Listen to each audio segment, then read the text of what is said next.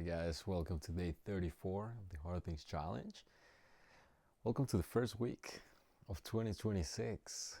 Wow, crazy. 2026, just saying it sounds weird, right?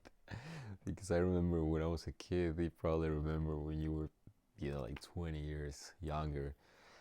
I used to think of like 2026 as this year that was never gonna arrive. But then we're here. We're not kids anymore. We're adults.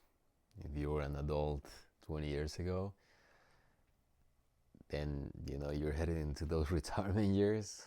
I don't know what stage of your life you're at. One thing that is for certain is that I did not imagine my life being at this exact point when I imagined it 20 years ago, when I imagined it 15 years ago, when I imagined it 10 years ago. Life, at least for me, it never went as planned. I'm pretty sure that for most of you guys, life never goes as planned. And one of the reasons why I believe that is the case is because our will is more often than not misaligned with what the will of God is for our lives. And we get clues from Him, but we don't get to fully discover until we pass on to the next one what that purpose and that will is for us. But as I was telling you guys, you get clues, and whether you want to listen on them and act on them, which is even harder, that's a different story. Because those clues that we listen, those tips on what we're supposed to be doing, don't always seem to be the easiest. They're actually normally the hardest. If you have to make a decision and you have two paths, it's probably going to be the hard path. And when I say hard, it's probably that it is more complicated, that it takes more time. Just, it's less comfortable. Just leave it at that. I believe that that's appropriate. It tends to be less comfortable. But the fact that it's less comfortable also expands the circle of what we define as the comfort zone. And once we get to step outside of that circle, that comfort zone gets a little larger. What happens when that circle gets a little bit larger? Then we are granted a different perspective of our lives, of the world, and of what we can achieve. And we can see new stuff, we can see new challenges, we see stuff that we weren't able to even see before because it was just not part of our vision, because we were inside the smaller circle. And whether you want to embark in this journey of what God has prepared for you, it is your choice at the end of the day. But if you embark in the uncomfortable, you embark in that mission, in that adventure of life. And the Bible talks a lot about this. Abraham is an example of that. Many characters of the Bible used to be regular Joes, just average Joes, right? And one day, finally, God comes to them and He tells them, I have a mission for you. I have an adventure. But you have to say yes, and you have to say yes to a lot of stuff that it's not comfortable for you. You're going to have to say yes to a lot of stuff and have faith. Because at the beginning, when you embark on this journey and when you do that jump, you don't know whether that's going to work out or not for you. The other day, I was watching this documentary about I believe it was the Moab 240. And out of nowhere, I get this verse from the Bible, which is Jeremiah 29:11. You guys don't know what it says. It's beautiful, but it talks about the plan that the Lord has for us, not to harm us, but to prosper us.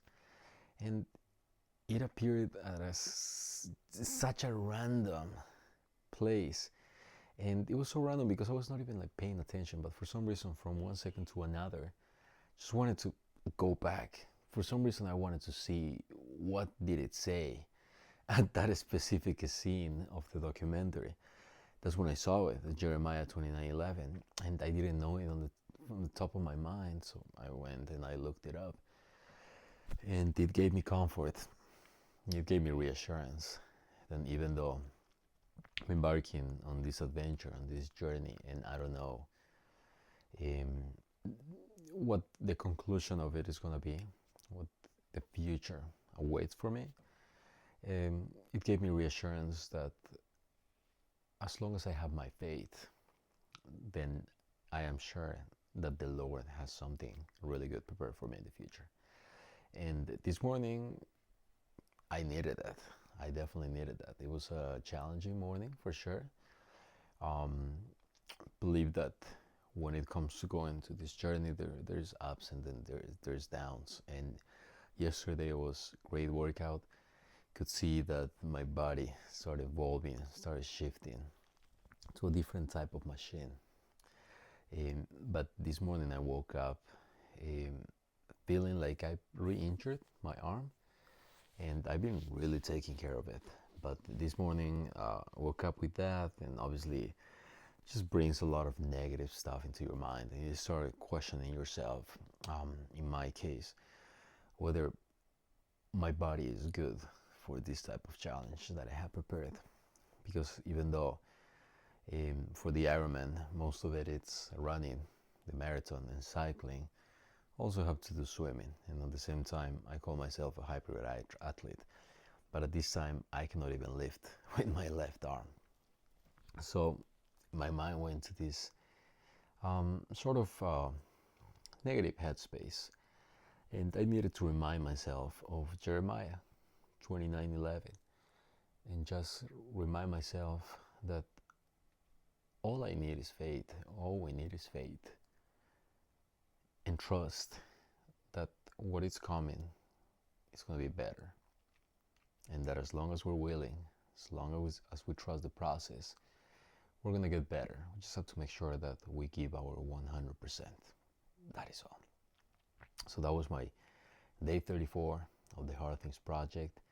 We keep doing hard things. We might not be able to work out at 100%. We had the shin splints. We had the injury on the left arm. But hey, we put a smile on our face and we just keep going.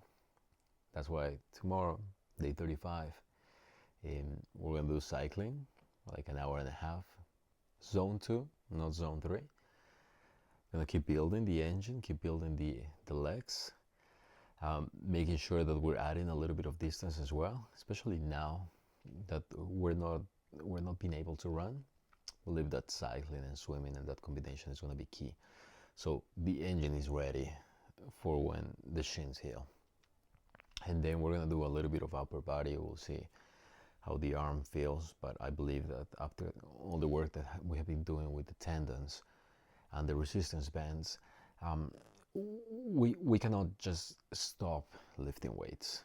We have to be very careful. We have to make sure that we do low weights, low reps. We don't give 100% on effort, but we have to keep working on it as well. So that's the plan for tomorrow, guys. And of course, we're gonna recover well, gonna go to sleep early. Don't forget that the most important part of the process is what happens in your mouth, in your stomach, and in your bed. Have good rest, eat well, try to not stress out too much. I know that is easier than done, but it's possible. So guys, I'll see you tomorrow for day 35. Good night.